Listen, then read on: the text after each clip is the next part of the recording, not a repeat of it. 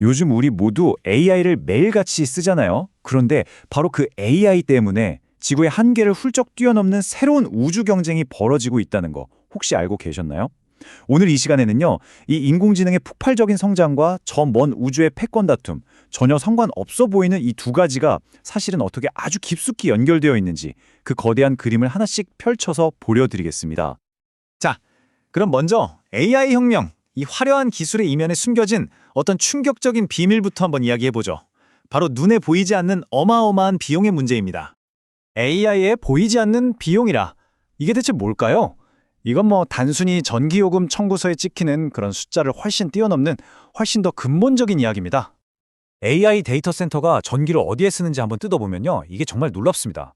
흔히 우리가 생각하는 AI의 핵심, 그러니까 연산하고 생각하는 데 쓰는 에너지가 40% 정도거든요. 그런데 거의 똑같은 무려 39%의 에너지가 그냥 이 뜨거워진 시스템을 식히는 데 쓰이고 있다는 거예요.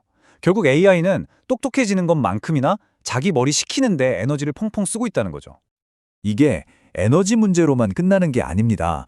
두 번째, 숨겨진 비용은 바로 물이에요. 구글의 연간 물 사용량을 한번 보세요. 단 8년 만에 무려 4배 이상이 폭증했어요. 그런데 더 놀라운 건 그 어마어마한 양의 90%가 데이터 센터에 열을 식히는 데 사용됐다는 겁니다. AI 혁신이 말 그대로 지구의 소중한 물을 증발시키면서 이루어지고 있는 셈이죠.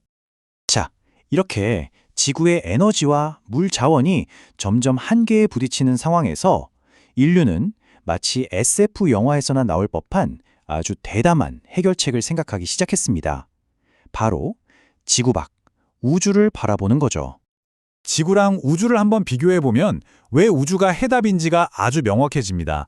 지구에서는 화석 연료 태워서 전기 만들고 또 엄청난 물로 열을 식혀야 하잖아요. 근데 우주를 한번 보세요. 1년 365일, 24시간 내내 태양 에너지를 공짜로 쓸 수 있고요. 평균 영하 270도의 텅 빈 진공 상태는 그 어떤 냉각 장치보다 완벽한, 그야말로 자연이 만든 쿨러가 되어줍니다. 에너지랑 냉각, 이 두 가지 골치 아픈 문제를 한 방에 해결하는 정말 우아한 해답인 셈이죠.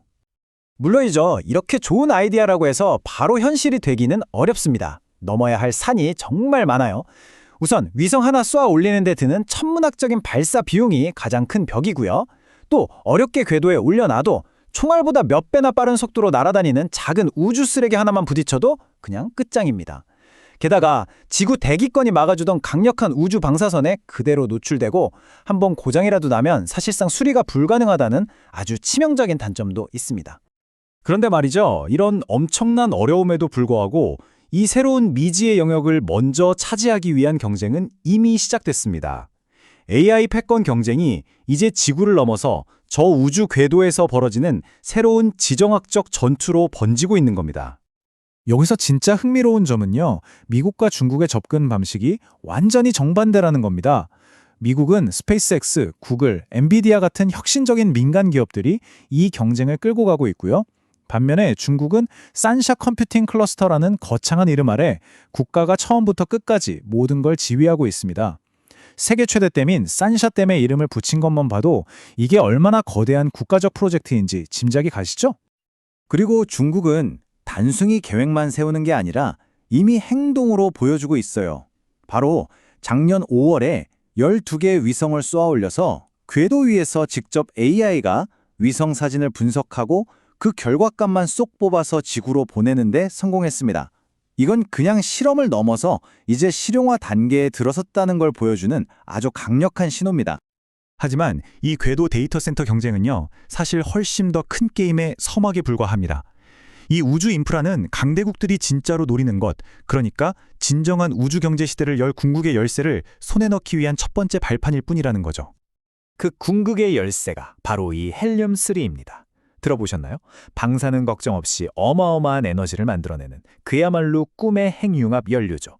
단 1g이 석탄 40톤에 맞먹는 에너지를 내는데 이게 지구에는 거의 없고요. 바로 저기 달에 아주 풍부하게 묻혀 있을 것으로 추정됩니다. 이 헬륨3의 가치가 얼마나 엄청난지 이 비교를 보면 감이 확 오실 겁니다. 코카인이 킬로그램당 3만 달러 정도 하거든요. 그런데 헬륨3는요, 킬로그램이 아니라 그램당 3만 달러입니다. 그러니까 같은 무게라면 무려 1000배가 더 비싼 거예요. 1000배.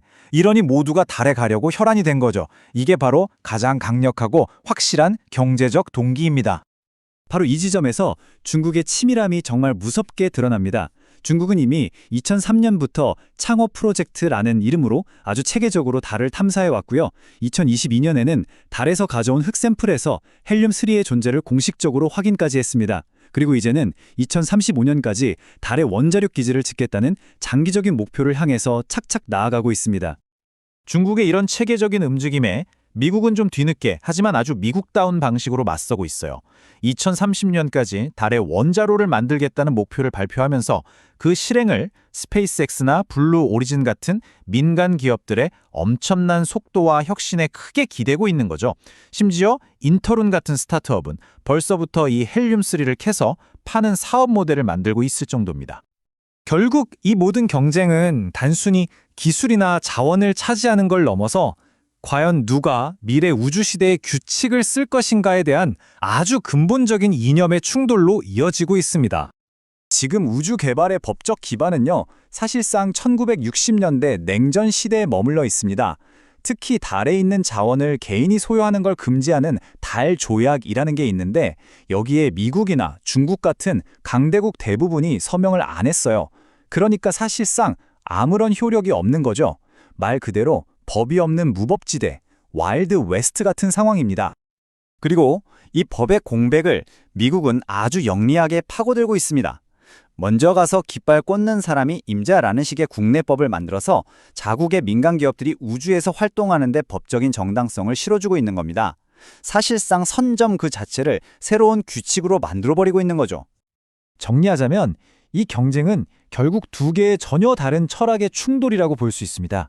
한쪽에는 민간 기업의 속도와 혁신에 모든 걸 맡기는 미국 모델이 있고요. 다른 한쪽에는 국배가 아주 긴 호흡으로 장기적인 비전을 가지고 모든 것을 통제하는 중국 모델이 있는 겁니다. AI가 불러온 에너지 문제가 우주 경쟁을 엄청나게 가속화시키고 있고 결국 이 경쟁의 승자가 미래 우주의 질서를 결정하게 될 겁니다. 전혀 다른 두 개의 모델, 그리고 우리 앞에 놓인 단 하나의 미래. 과연 누가 새로운 시대의 규칙을 쓰게 될까요?